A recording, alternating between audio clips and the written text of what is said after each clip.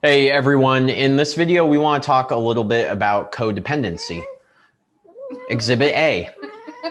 Our little cat here is very codependent, and most animals are. Their entire lives revolve around you as an owner. So when we're thinking about relationships, right, between two humans, and we talk about codependency, it's almost kind of like making the analogy where if you're codependent, you're kind of like a pet cat or a dog. Um, because yeah, Yeah, no, you talking exactly. shit about me, Dad. Um, because when you're codependent, you start to have blurs of your own internal boundaries. You start to exist to please another person. You exist to serve them. They are your son that you revolve around. They take on emotions. You take on their emotions. When the sun gets hot, you get hot. When the sun gets cold, you get cold. It's basically, it's basically very unstable, and it's very unhealthy because it means that you are going to be more emotionally volatile. You're going to lose your ability to think about your own needs and desires. Well, it reminds me of the post I did today on Facebook too, the internal versus external locus of control.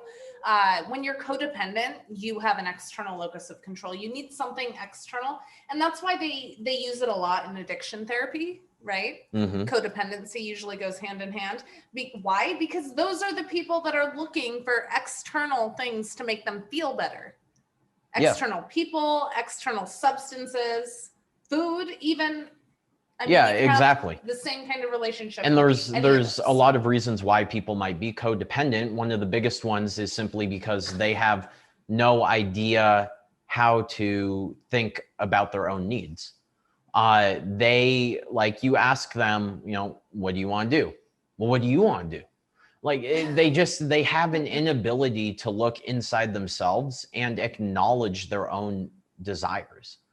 Or their own limitations, their own shortcomings. It trickles into everything when you have an external locus of control.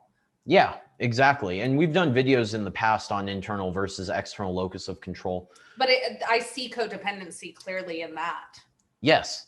And the point we want to get across here is that, it's a lot of people have a tendency to enter into codependent relationships. And it's very important to if my partner feels good, then I feel good. Yeah, exactly. I had this discussion with someone else, I can't remember. Maybe it was Jason the other day. And he said that he feels that need. And I'm like, that is the definition of codependency. Yeah. And we are taught that as children. So it's nothing to feel like ashamed about or anything. Yep. It's just we are taught to please our parents. And I didn't get that, apparently. Well, it's part of the tribalistic mindset, too, because you're taught that you need to belong to groups. And in order to belong to groups, you need to put other people's needs above your own. And this has, advantages, and it's not necessarily a bad thing, but it cannot grossly overshadow your own individual survival. Every single one of you has your own needs, your own wants, your own desires, your own fears, your own limitations, and those things need to be acknowledged and recognized by you to become fully integrated and psychologically stable. Exactly.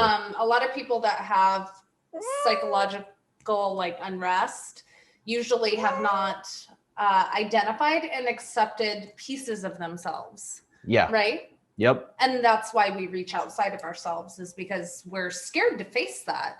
We're scared to call ourselves out. Yes. That's why people act so crazy when you point out something about them. They're like, oh my God, don't say that about me. Yeah.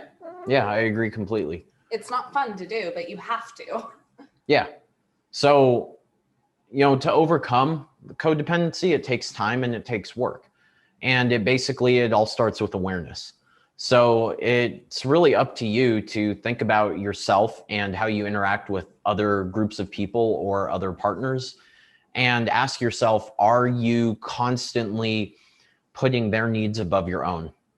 Do you suppress your own desires? Like, it's fine to do that stuff every once in a while. That's part of interacting, right? Gives and takes.